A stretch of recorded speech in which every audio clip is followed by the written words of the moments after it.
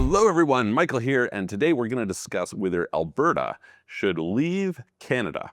So, obviously, for quite a long time, there has been a Quebec separatist movement, and they've had multiple referendums that have not gone through.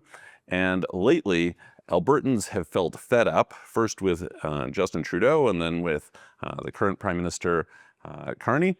And so there has been, for a while, a growing Alberta should separate type movement, and that's gained a little bit of steam. Now, I am originally from Alberta in Canada.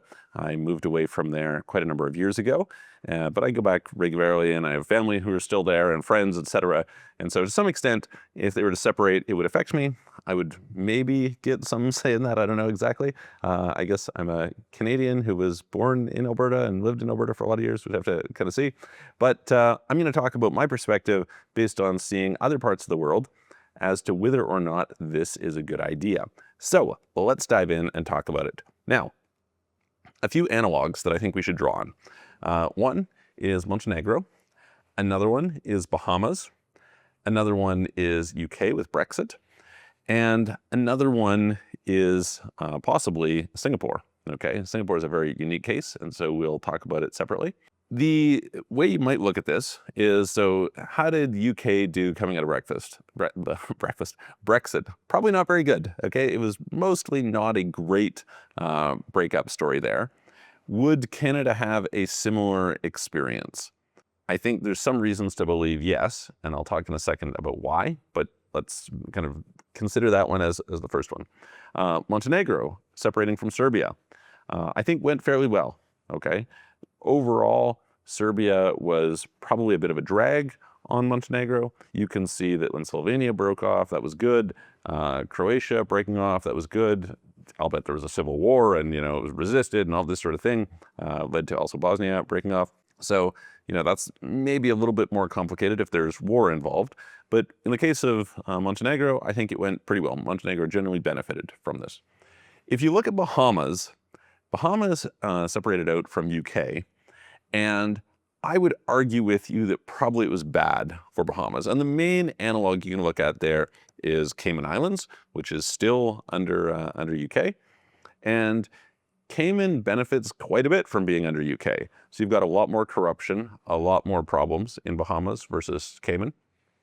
One argument for why this has a little bit to do with being able to resort to the British courts. And then the other thing is there are a bunch of extra costs that come in. So it's going to be a big thing I'll focus on as we go forward. Then the last one is Singapore. Okay.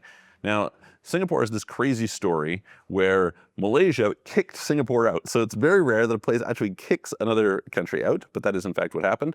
And you can go and look today. Singapore is just vastly better than Malaysia in terms of the quality of life for the people, in terms of Singapore is an amazing country. Now, they arguably owe that a lot to an exceptional leader in Lee Kuan Yew. And so there's a question as to whether something similar would hold true if Alberta were to break off. Now, Alberta kind of has this attitude, all right, first of all, there are, I think, some ideological differences between Alberta and a lot of the rest of Canada. There was some sort of ideas of, okay, maybe the West should separate, but realistically, BC, British Columbia, realistically doesn't want to and won't. They're much more the California of Canada. Maybe you would have Saskatchewan come along. Saskatchewan and Alberta would be, I would say, more culturally similar to each other. And so you could view it one way or another there. But hard to say whether it would just be Alberta or whether they could drag someone else along as they dive in. So that's sort of worth thinking. Now, I tend to think that this is probably a terrible idea. Why is this a terrible idea? So the plus is they say, well, we're a net contributor. For a long time, there's these transfer payments, and in the transfer payment scheme, Alberta has been a net contributor rather than a net recipient. And so they'll say, okay, well, we would be so much better off if we had not had to give away all this money to the rest of Canada. I think that's a bit naive in three different ways.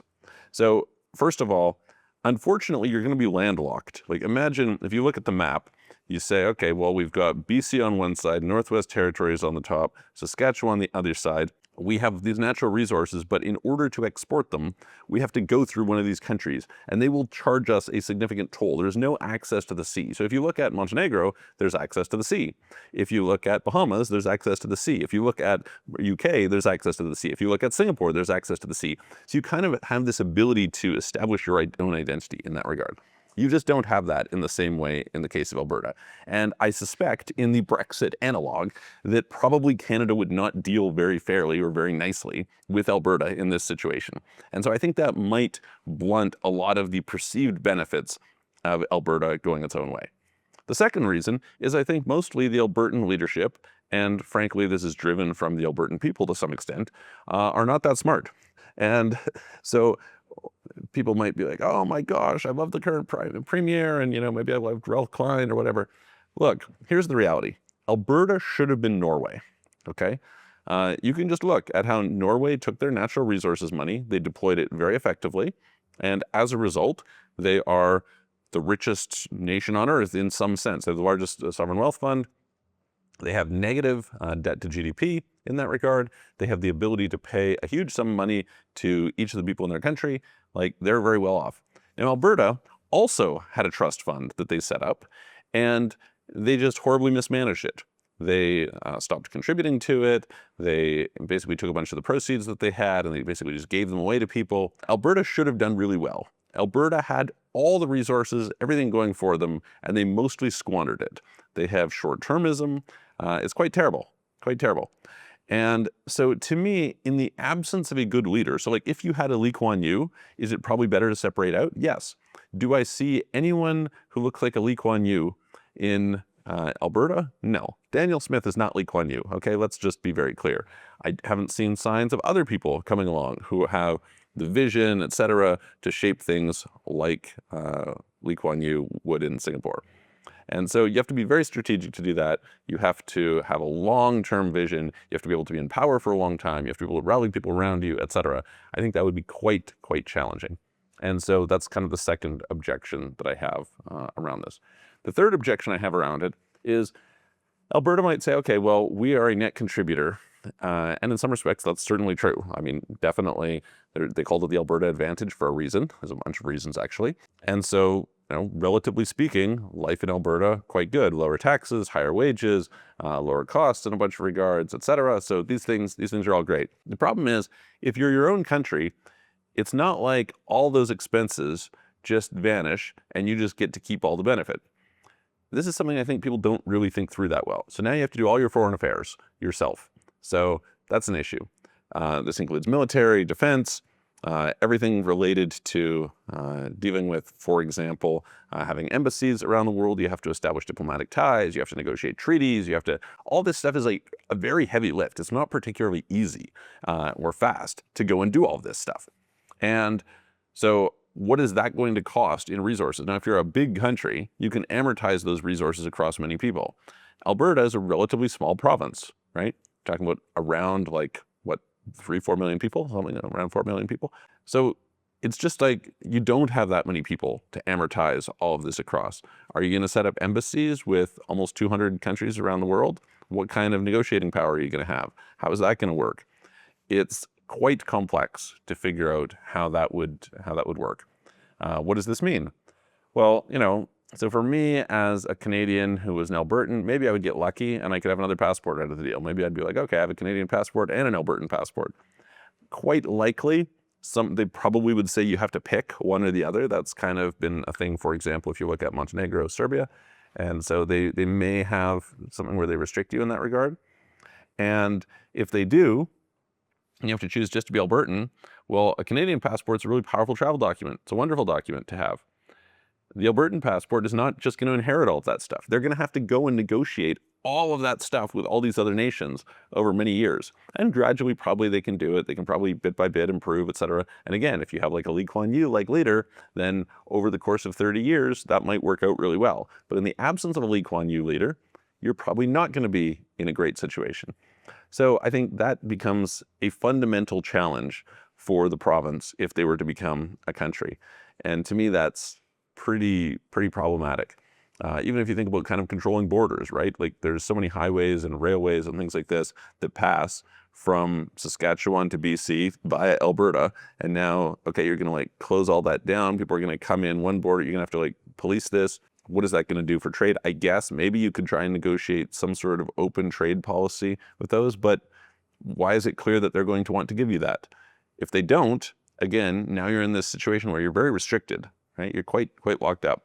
The airports in that area are not particularly well connected. It's not like you have great global reach. Yes, you can expand that over time, but that takes quite a bit of effort. You need a large enough population base to justify the flights in and out, etc. That's not particularly great.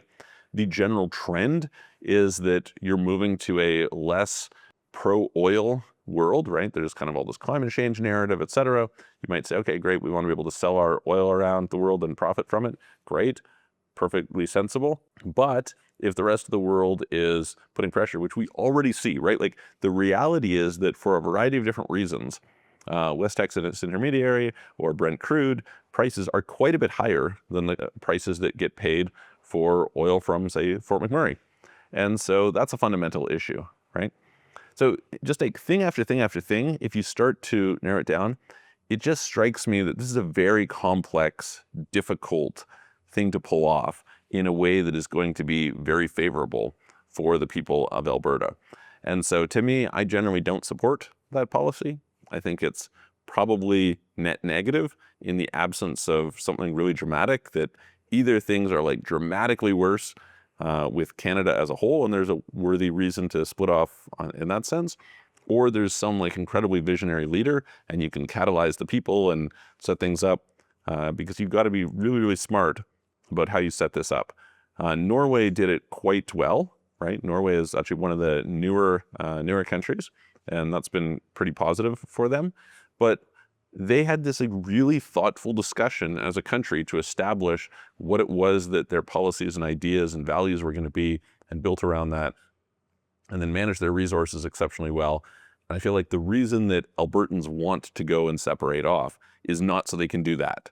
It's more so they can, take advantage of what they've got today, which just ultimately is not the right attitude for building a country. So if you're from Alberta, if you're from Canada, give me your thoughts, put them in the comments below. If you're from some other part of the world, let me know what you think, and I will look forward to seeing you guys on the next video.